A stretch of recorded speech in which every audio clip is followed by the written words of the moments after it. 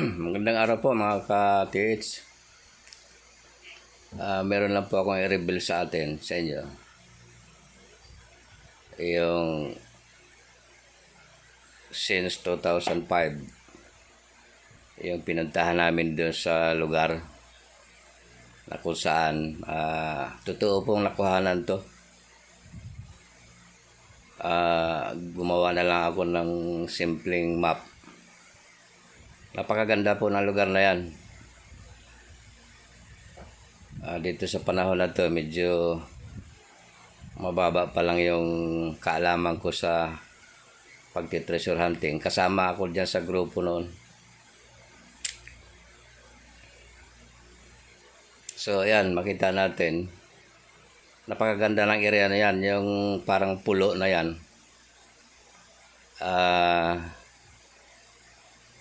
Siguro mga 1 hektarya yan. So parang nung ikutin ko yung area na yan, kasama ko dati yung kapitan namin dito. Sa part po yan ng Barangay Limuranin, Murong, Bataan. So ganyan po. Ginawan ko na lang siya ng actual illustration. Mga puno sampalok po yan. Naka-triangulation. Tapos yung dito sa kabilang ilog, parang mata kasi yung yung ilog, parang mata. Yung kung imapa natin. Kasi hinati dyan sa magkabila. Naghati ang ilog dyan. Tapos nagdugtong uli sa baba. Sinadya talaga siya na gawin. So may kwento po ito. Yang paikot ng mga puno sampalok na yan, ang lalalim po ng hukay dyan. Maraming nabaliw na mga treasure hunter dyan. Kung pansinin nyo, yung hugis bangka na bato, nakalapit yan dyan. Halos nakasandal yan dyan sa punong sampalok na nakagawi sa silangan. Hindi po ito legit po itong kwento ni Tatang. Hindi biro po ang nakuha dyan.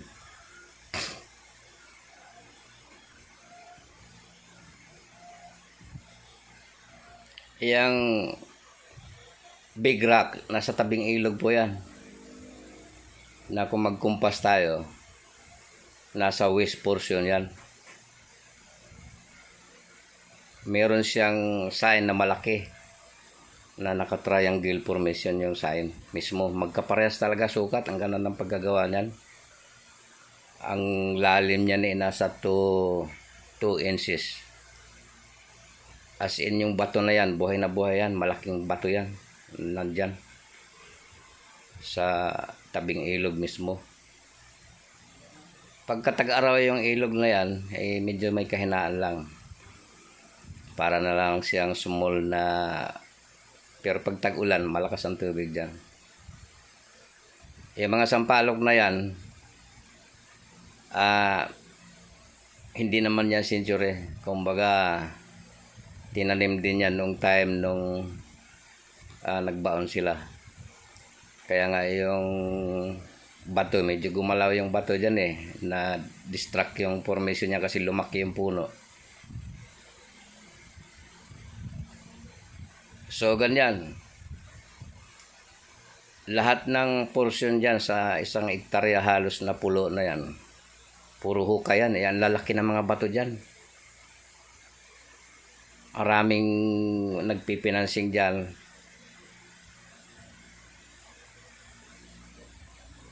Ngayon, ganito ang kwento. May matanda dyan na yung nagkaikaingin dyan sa area na yan. Nagtatanim.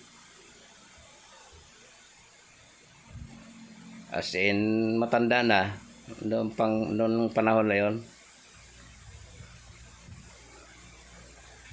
So, nagagala dyan yung apo niya. Medyo maedad na yung apo niya. Mga siguro, binatilyo na mag 15 anyo siguro. Nagtok-tok-tok-tok yan dyan sa ibabaw ng bangka. Ay yung mismong ano, yung kalagitnaan na yan, hindi inasahan na nakuha dyan yung mga precious stone, mga diamonds, iba-ibang kulay. Ngayon, kung walang alam nga yung matanda, inuwi nila, nilagay sa pitsil. Kasi manipis lang po yung pagka binasag nila. Nagtaka yung bata, sinabi doon sa lolo niya na parang may kumakabog. Kalahati po na yung maliit na pitsil, kalahati po yung nakuha nila dyan, mga kulay black. Yung problema nga, kasi nakaanib yun sa isang reliyon, hindi ko na lang banggitin yung reliyon, napasyal sa kanila yung isang pastor. At napansin nga yung nakalagay doon sa pitsil nila, kasi transparent yung pitsil. Nakita. Dinala po lahat at ipasuri daw. Ay nung umalis yung pastor na yon, hindi na talaga kailanman nagbalik. At pinaghahanap nga ng mga anak ng matanda. Kasi yun hindi ko na lang banggitin yung reliyon. Pastor nga yon at alam naman kung taga saan dito sa Bataan. So, ganun po ang nangyari. Estimate ko po, bilyon ang halaga nun. So, simple lang nakuha. Cemented yung niyan, yung box, pinaka-box niya, dyan sa gitna ng bangka na yan sa ibabaw. Binasag nila, sakto lang yung madukot yung kamay, yung butas, pero medyo maluag sa baba. So hindi inasahan, hindi naman treasure yung matanda Ang problema nga lang, yan since 2005 kasama ko dyan yung kapitan namin dito para mag-treasure dyan. Nga lang nung makita ko nga yung bangka na nabutas na, ay nawalan na ako ng gana kasi sabi ko na-retrieve na pala. So nag-investigate nga kami doon sa barangay. Ganun nga pala nangyari. Yan ang mga tao na nagpastor-pastor, walang laman ng puso kundi dapat nabigyan man lang yung matanda dyan, yung pamilya na yon. Hindi na talaga po nagpakita at hindi malaman kung saan na nagpunta yung tao na yon, yung pastor, kasama na yung buong pamilya. Yan po, ang ganda ng area na yan. Ako man nagulat ako dyan, meron palang ganyan na man-made lugar. Ayan po, at binalikan ng hapon yan.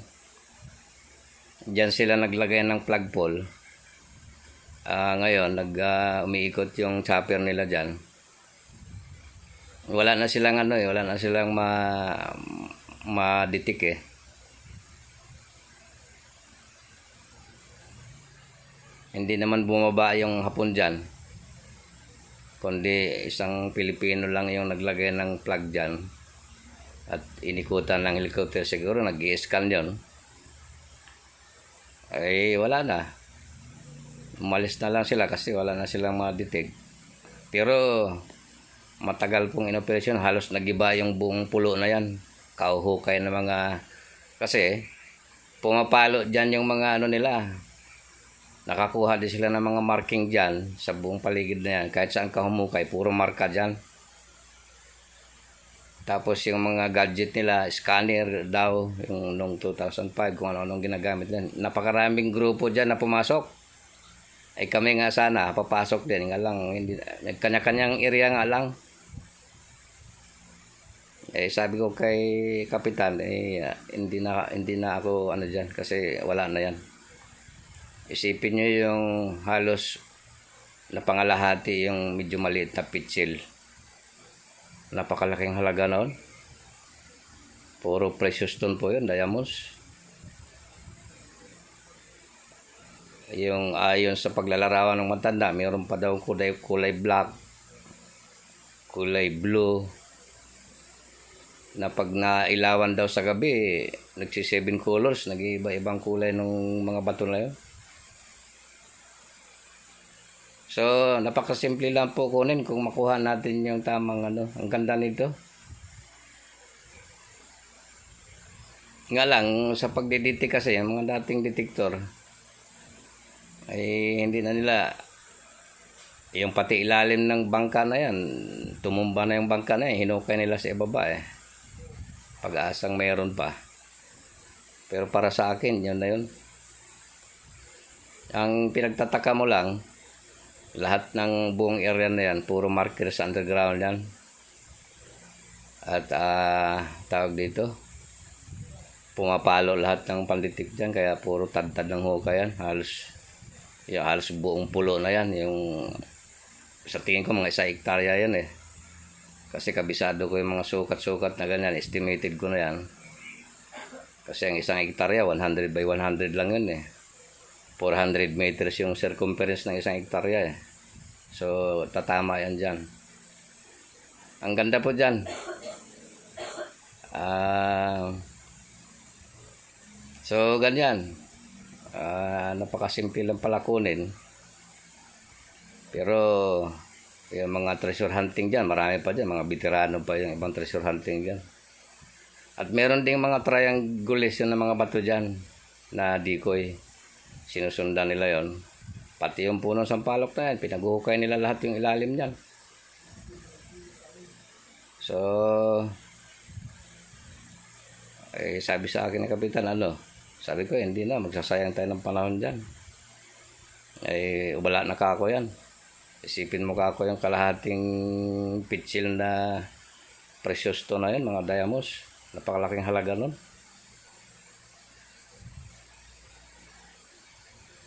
Ito mga katids, actual yan, hindi yan mismong lugar na yan, narating ko yan. Nag-ikot ako dyan, iniikutan ko yan. Lahat ng dyan, mga bato sa buong paligid, along river na yan nakapaikot sa pulo, puro po yan. Puro marker yan. Kaya nga pagka mayroong isang load sa lugar, asahan na natin. Napakaraming decoy dyan.